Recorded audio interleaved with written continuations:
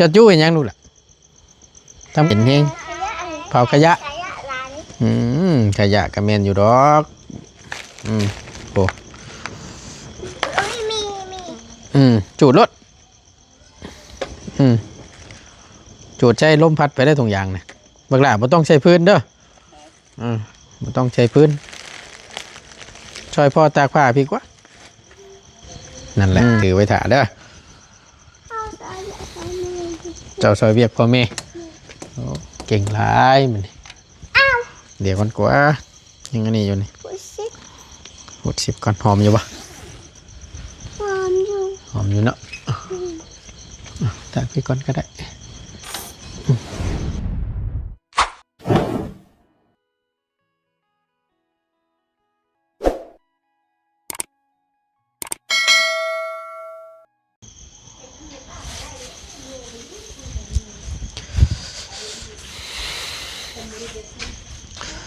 เอาแทบอันนี้เย็นนั่นแหละหอมอยู่บ่เนาะเบิ่ง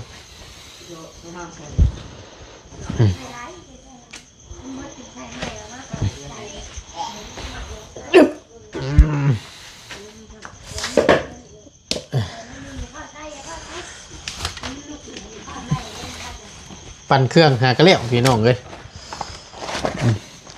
จนค่ำเนาะพอดีสั่งน้ำยามาแล้วก็ล้างเครื่องน้ำนี่ทำความสะอาดเพิ่นพอมันก็ครบปีแล้วนะพี่น้องเนาะว่าโยจังว่าซักย่ำใดมันคือบ่หอมมันนะพี่น้องพอดีมันมีพวกขี้พุ่นหรือว่านู่นนี่นั่นที่ว่าเสื้อผ้าเฮาใส่ไปแล้วไปถือขี้พุ่นไปยังติดมาแต่ซัก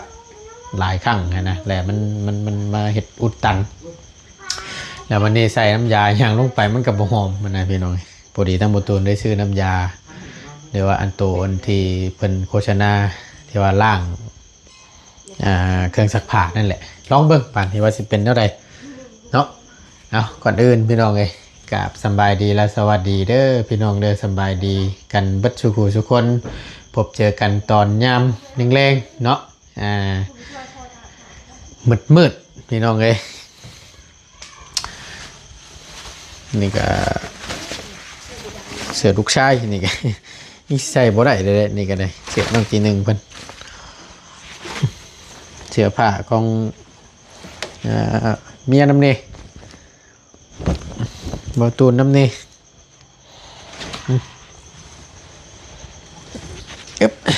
ปั่นบังเลยมีกระดาษประจักษ์ล็อกอันนี้เบิ่งนี่ก็มีแต่พุ่นพี่น้องเลยแม่นละตามเบิ่งนี่ยันมีกระดาษแล้วมันถือมันมุนมันปีนไปน้ำโอ้ยขาดแล้ว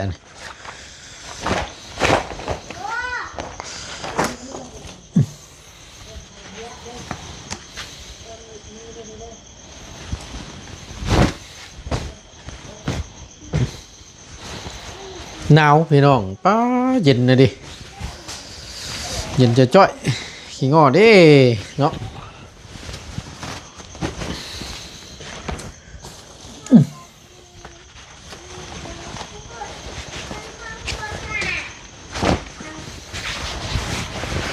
เสื้อผ้าตัวเก่า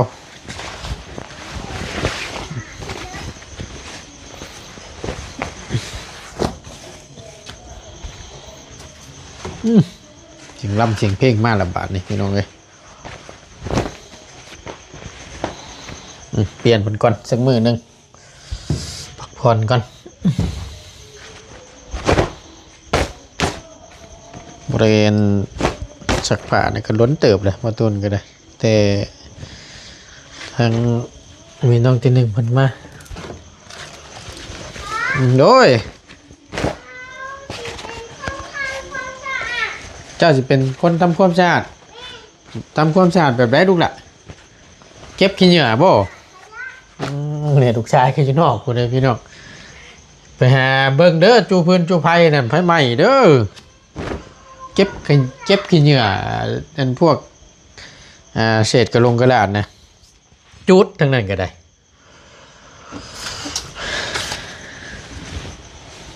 ข้างในเนี่ยลูกชายก็ได้พี่น้องเลยดีใจพออยู่นำอันนี้ก็ได้เบิดมือโมเมนต์เบิดมือหรอก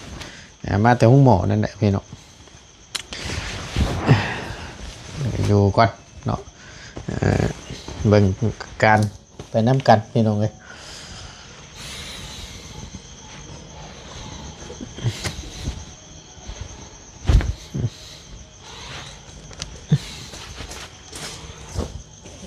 ชุดหนึ่งว่าสั้นจ้ะไว้ก่อนตัวนี้เดี๋ยวแต่งคอยนะเนาะอันนี้ก็พอได้ทั้งแม่ป้ายิงเนาะที่เพิ่นได้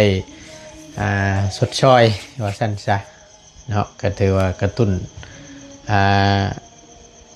ซอยเฮงไปหลายเติบพี่น้องเลยเสือมาให้ทางสาวรัชมีเพิ่นช่วงนั้นกับบริมีได้ทำโมตูนก็ได้พอดีทั้งเมย์เราแม่ป้าเราซื้อให้ก็เป็นของขวัญว่าชั้นซะเนาะขอบคุณใดๆเด้อพี่น้องเด้อเนาะแล้วก็บุญขอบคุณทั้งเมย์ป้ายิงที่ได้ชดชอยเนาะแล้วก็พร้อมกับนี่แหละนี่ก็เป็นอีกชิ้นหนึ่งว่าชั้นซะนี่ก็ครบรอบปีหนึ่งแล้วล่ะพี่น้องเนาะจะเป็นรถจักรของขวัญให้กับทางบอตูนหรือว่าเป็นทางเอ้ยฮักที่เปิดชื่อให้มอเตอร์ไซค์คันหนึ่งพี่น้องเลยก็เป็นทางเอ้ยปานี่และกับเมย์เวียงคำเนาะที่ได้มอบรถคันนี้ให้กับบอตูนก็อีกคันหนึ่งก็ไว้ส่งน้องตีหนึ่งไปโรงเรียนนะพี่น้องเป็นเมย์เพิ่นครับนะครับบอตูนก็มาใส่ตัวนี้เนาะแท้จริงเพื่อซื้อให้หลานเพื่อนได้ น้องตีหนึ่งไปเฮียนว่าฉันเนาะซื้อวันที่หนึ่งที่ชองเลยแหละพอเตียงซื้อให้ปีที่แล้วนะไปมอบให้กับบอตูนเนาะรายการวันนี้กับที่6เลยปีหนึ่งกับ3-4 มื้อเนาะ2-3 มื้อแหละครบรอบปีแล้วพี่น้องเลยก็ขอบคุณทั้งเอ่ยกับแม่หลายๆเนาะกับที่ได้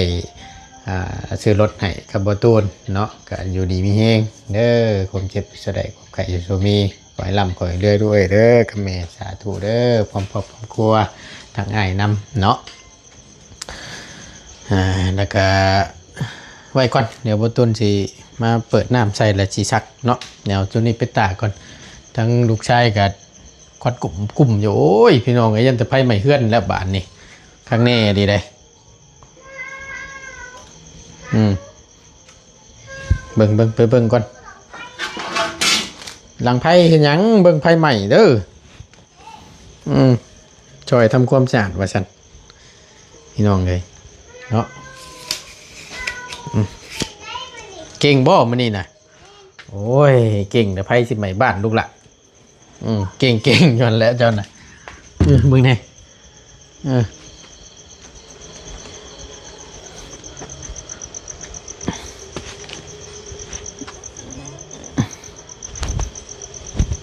ไพ่ได้สิใหม่บ้านจะเวียนไพ่ใหม่บ่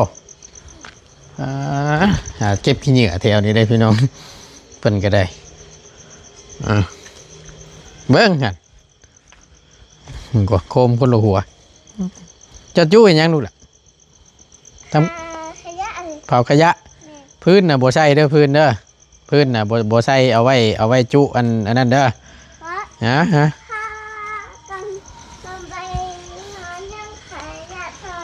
โอ้ยเยื่องเองกูแล้วพอสิตากผ้าไปเลยพี่น้องเลยมักแตะกับโคมนะยามช่วงหน้าฝนจับโคมนี่เลยไปหาก้านกบก้านเขียดแถวเดินนี่น้ำมันนี่บริยานจักดิมักเองเบิ่งเด้อจับหันจับนี่ลูกละโมเมนต์ยังงูได้เก็บไปงอดได้กลางคืนจับพอแล้วมาพอแล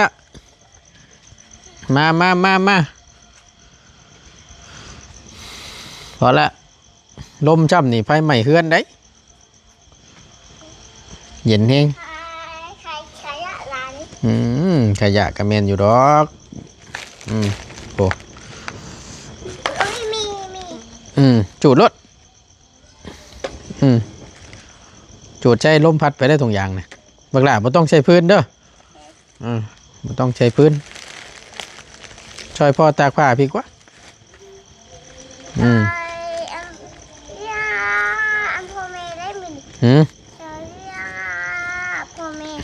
ช่วยเรียกพ่อแม่เก่งหลายเบิ่งเด้อโอ้ยกิ่วเด้เอาสบายดีปะลุงก่อนสบายดีปะลุงก่อนเร็วนักเรียนคนเก่งใหม่แล้วนะมันใหม่แล้วนะ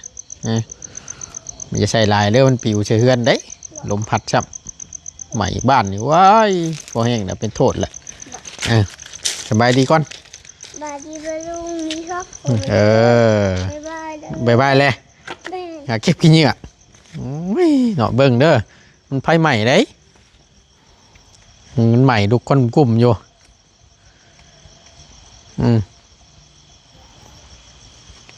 จิ๋วจับมึงเนี่ยจับออกมาไฟใหม่อุ้มเขารถได้นี่พอแห้งได้นี่รถนี่มันจะว่าจะตรงหันเลยฮะต่อหลังให้มันเห็ดต่อหลังเนี่ยมันเห็ดแม่มาอยากเท่เห็นว่าก็ได้เนาะมืดพี่น้องบนทนก็สิต่อไฟอยู่หลอดก็ได้ขาดเลยเนาะแทงน้ำสิว่าแทงจักจิตไล่ตั้งน้ำแล้วพี่น้องบ่ได้บ่ต้นก็บ่ได้มุงหลังคาเพิ่นเนาะ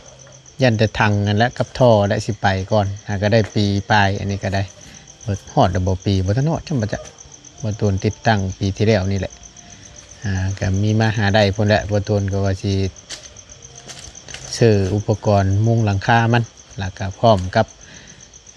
ค่าสร้างนะพี่น้องเลยก็จักย้ำใดว่าไว้ซื่อว่าชั้นสักหลังวิทย์หนาสักหนาวิทย์ดังโยทางประตูนก็ได้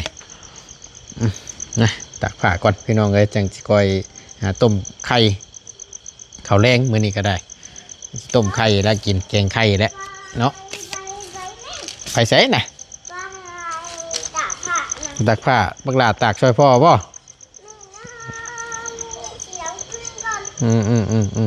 เอากาโต๊ะมาโอเคขอบใจหลายช่วยเรียกพ่อแม่บ่มันเอาดีละใหญ่มาจะได้เป็นคนผู้ของพ่อของแม่คนดีของสังคมเด้ออย่าดื้อเด้อตากผ้าก่อนพี่น้องจังคอยไปเฮ็ดกิน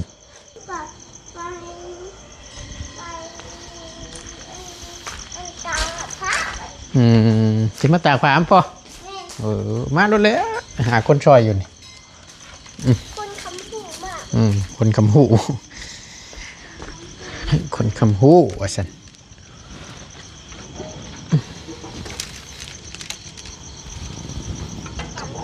คำหูดีเนาะ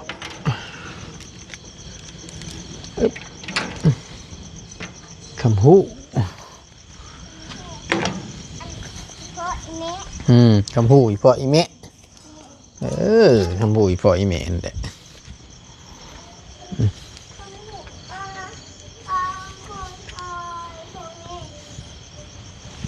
ดีแล้วช่วยพ่อแม่บ่มีอย่างใดเด้อพี่น้องเด้อคลิปนี้ก็ได้มาพี่คำพูเจ้าสิตากแล้วได้จูงเด็ดดิคนมาเอาผ้าไม่พ่อพี่เอามาลุกขึ้นนะยางมาพี่เดี๋ยวก้อนพอตากก่อนกล้วยควายก้อนตัวนี้นั่นแหละถือไว้ถ่าเด้อเจ้าซอยเวียกพ่อแม่เก่งร้ายมันเดี๋ยวก่อนกว่ายังไงนี่อยู่นี่หุดสิบก่อนหอมอยู่ปะหอมอยู่เนาะตักพี่ก่อนก็ได้เอาพอด้วยโอเคบริย้อนอยู่พี่น้องว่าตึกใจเพิ่นก็ได้ตึกใจนี่ไปอันลาดรถเลยโอเคใจเย็นพอตากก่อนเลยเอาขึ้นกลางก่อนก็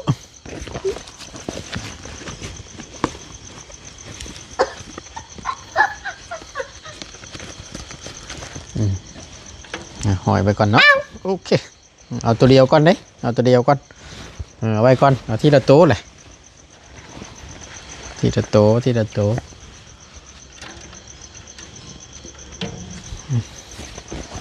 ทีละโตเด้อ เอ๊ะ โอ้ลมเลยพี่น้อง นี่มัน เนี่ยแต่ไผ่แล้วใหม่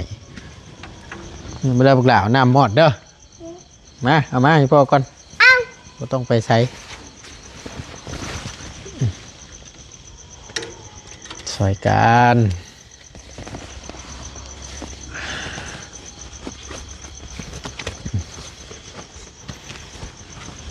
ให้เพิ่นพักผ่อนให้เพิ่นพักผ่อนทางเมย์เพิ่นก็ได้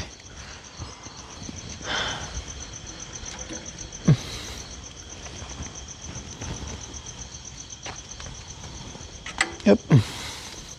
โอเคที่ตะโตเด้อนี่แต่สีดำได้พอต้นกันเลยมักใส่สีดำนั่นนี่ เอาขึ้นมา ส่ง สีดำ หืม มาสีดำ จักแล้ว ไฟฟ้า มักสีดำภาษาอังกฤษเพื่อนยัง สีดำเล็ก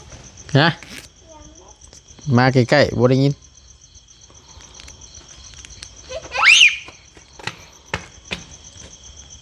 เพิ่นเอิ้นว่าหยัง สีดำแบ็ค สีลำนี่เพิ่นเอิ้นแบ็คบ่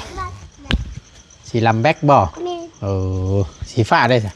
บูบูบู ฮะ บูบูบู สีฟ้านี่บูบ่เออ นี่สีดำพ่อนี่พ่อ สีเหลืองได้จ้ะ เร็ว ฮะ เร็ว สีเหลืองเพิ่นเอิ้นว่าได้ได เร็ว เยลโล่สีเหลืองอันใด เร็ว สีส้มได้จ้ะ ออเรน หึ ออเรน ออเรน นี่ ภาษาอังกฤษนั่นบ่ นี่ เออออเรน ออเรนเอ็นเอ็นเอ็น สีชมพู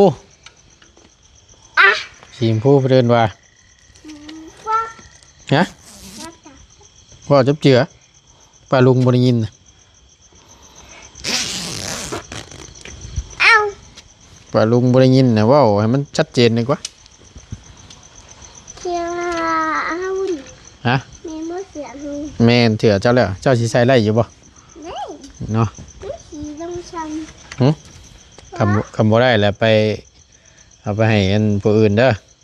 ชื่อมาใส่ล่ํเถื่อยเด้อพี่น้อง ำผู้พ่อ อืม แม่นี่พ่อนี่ ใส่ นี่ พอดีบ่มาฉันมาคำพอดีพอสิตากให้น่ะน้อยๆเลยเป็นชูงกว่าเลยแป๊บนึงพอหอยเสือเจ้าก่อน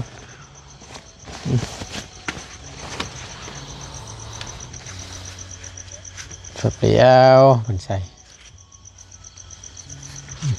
มาโอเคนักกระดีเสือตัวนี้ตรงกลางตัวนี้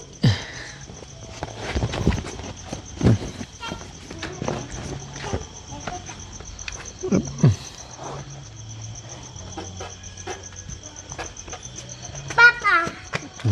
เสียงเพลงไหมเซ่งานบุญบ่โอ้ตื่นเบิดเลยไปเอาอันนี้ขับไปไหว้บันโอเคบ่กลัวผัวได้เลยถือไปเจี๊ยบเลยอย่ากลัวผัวนะโมเมนต์พี่เอาไว้พี่ไหว้พี่เอาออกไหมมักเถอะ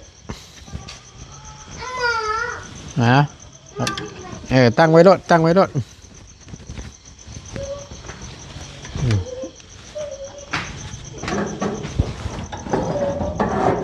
โอ้ย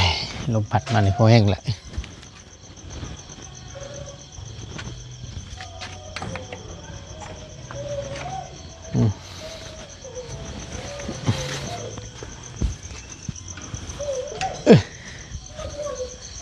ไปบ้านนี้กินข้าวบ้านนี้พอชิต้มไข่ได้กินไข่น้ำพ่อบ่กินไข่น้ำพ่ออยู่บ่บ่กินโอ้ยลูกชายก็ได้เนาะโดย กับหลวงหามันขายสีเล็ด มียังกันนะจินนายโอ้ยตายแล้วดินจินนายบ้านนี้ เห็นใครไม่ต้องมันเกิดข้าว กินบ่ต้มไข่พอสิต้มสุกินบ่กินกินยังไง ขายเปรี้ยว นะ ขาย เปรี้ยว บ่เปรี้ยวก็ไข่ไก่นี่แหละ บ่เฮาอยากได้ไข่เปรี้ยว บ่มีเด้อเฮ้ยหาใช้ยามกลางคืนนี่เห็นว่าก็ได้ ไข่เปรี้ยวกินไข่ลูกกระจอก บ่มีไงบ่มีแล้วคำว่านั่นน่ะ เสือกับพี่น้องเอ้ยยังเป็นจ้อยคนก็ได้ว้ายไปสบายดีปะลุงก่อนขอจบคลิปก่อนสบายดีไปสบายดีปะลุงก่อนลูกละไปอีกได้พี่น้องนี่อย่าดินเด้อดีดินไผ่ได้ไผ่ใหม่ได้น่ะบ่เฮ็ดมีแต่ว่าหาอันนั้นเด้อหาอันน้ำมามอดเด้อบักละบ่ต้องเอาพื้นสิอีกเด้อโอเคแล้วอ่ะสบายดีปะลุงก่อนอย่าดึกดินลงสบายดี มันก็ลูกนี้ครับผม งามๆเลยไปเช็ดไว้นั่นนะเอางามๆเลยเนาะบ่ถิ่มใช่